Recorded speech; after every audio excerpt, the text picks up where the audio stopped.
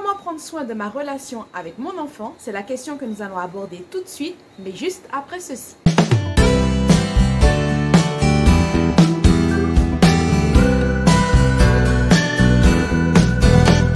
Hello tout le monde, bienvenue sur ma chaîne Heureux et épanoui en famille. J'espère que vous allez bien depuis la dernière fois que nous nous sommes vus. Ici c'est Claudine Alexandrine, maman de 4 enfants, enseignante en école primaire depuis maintenant plus de 10 ans et en ce moment apprentie coach parental et accompagnante en parentalité. Alors l'idée de cette chaîne c'est de partager des ressources, des connaissances, des expériences, des avis d'experts et aussi des témoignages pour encourager les parents dans cette belle et formidable aventure qui est l'éducation de leurs enfants. Alors si tu es nouveau sur cette chaîne, n'hésite pas tout de suite à t'abonner et à appuyer sur la cloche pour être averti de la sortie de mes prochaines vidéos. Sinon, on passe au sujet du jour. Aujourd'hui, j'avais envie d'aborder avec vous comment entretenir de belles relations avec nos chers petits qui sont pour certains pas si petits que ça, puisqu'ils ont déjà bien grandi, mais qui seront toujours petits et chers à nos cœurs, n'est-ce pas? Alors, j'ai retenu 3 ingrédients essentiels pour donner du goût, de la saveur, de la texture à ces relations.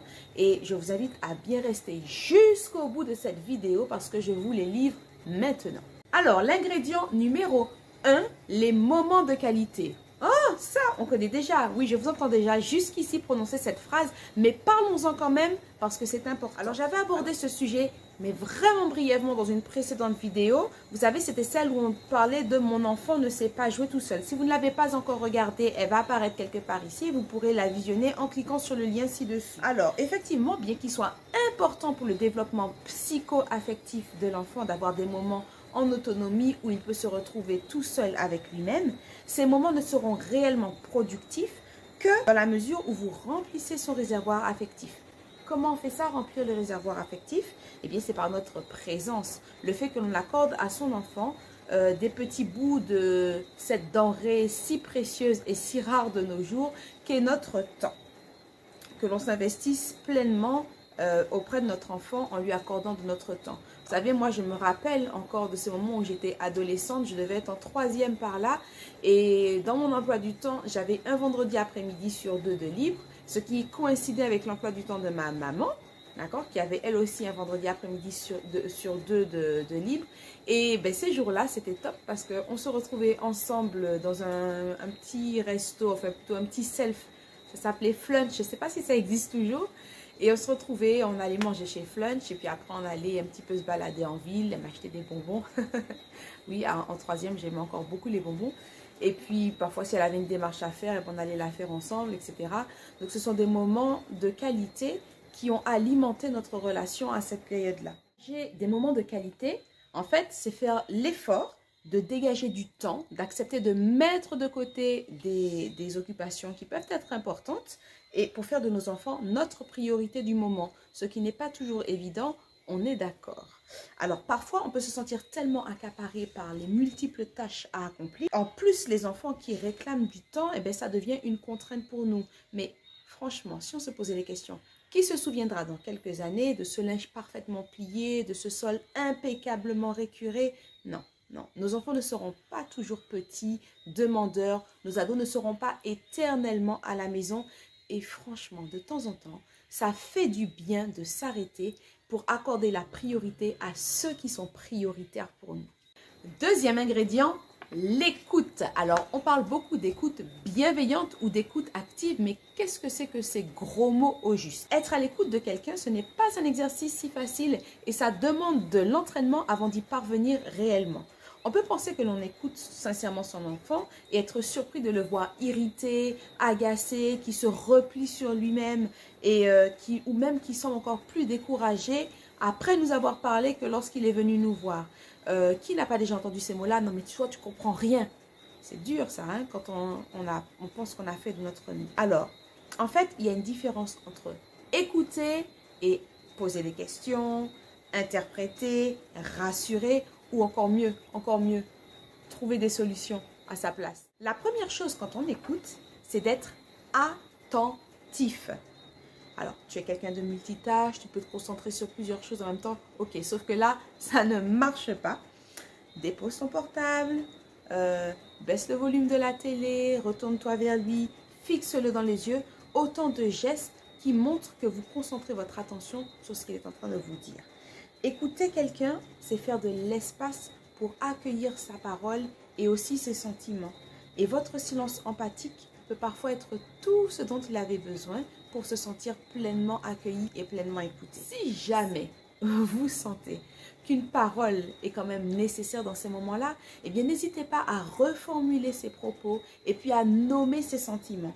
Alors cette attitude l'aidera à se sentir réellement entendu, à y voir plus clair dans ce qui lui arrive et qu'il est en train de vous raconter, et même du coup à prendre de meilleures décisions, et cela en autonomie. Si vous prenez l'habitude d'écouter ainsi votre enfant, il y a de très fortes chances que lui-même vous écoute quand vous avez aussi des choses à lui dire. Ingrédient numéro 3, et j'ai gardé le meilleur pour la fin. En fait, c'est mon ingrédient principal, comme la farine dans un gâteau. Bon, pas un gâteau de patates douces, vous l'aurez compris.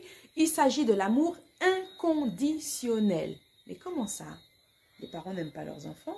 Bien sûr que si. En règle générale, peu importe les actions de son enfant, l'amour est toujours présent. D'accord? On va dire que le principal problème, ce n'est pas un manque d'amour, mais c'est plutôt la meilleure manière de l'exprimer. Vous savez, parfois sans s'en rendre compte, on peut véhiculer l'idée chez notre progéniture qu'on l'aime si, ou bien on l'aime quand.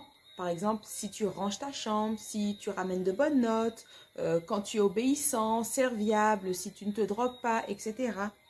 Notre enfant, cependant, comme tous les enfants et même tous les parents du monde, pour se construire, il a besoin de sécurité affective. Alors, c'est ce qui va l'aider à développer son estime de soi, sa confiance en soi. C'est ce qui va l'aider aussi à manifester de l'affection, de l'empathie, à coopérer et aussi à développer des relations sociales satisfaisantes.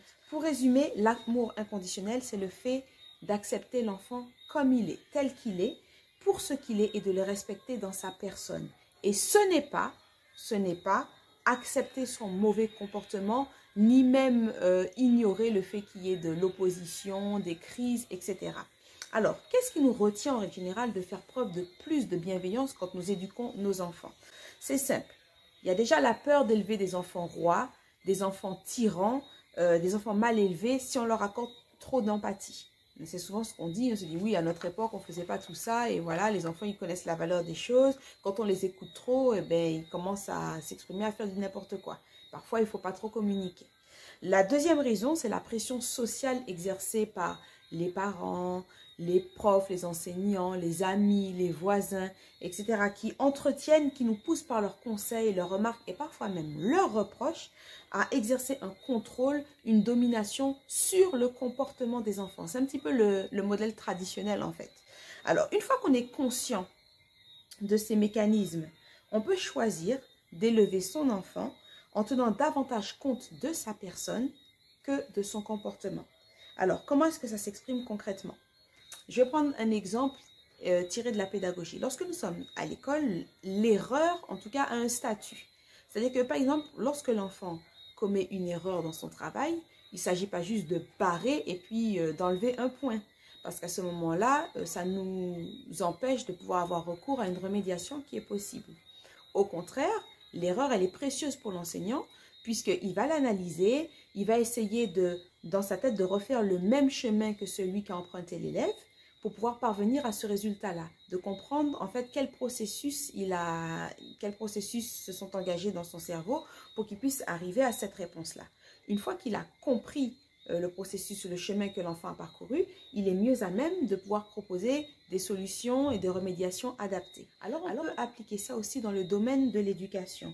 Il ne s'agit pas tant de regarder le comportement, mais il s'agit d'être conscient du fait que les comportements expriment des sentiments, des intentions, des idées, des pensées, de comprendre quelles sont ces idées et ces pensées dans un premier temps, et ensuite de pouvoir apporter la solution adaptée.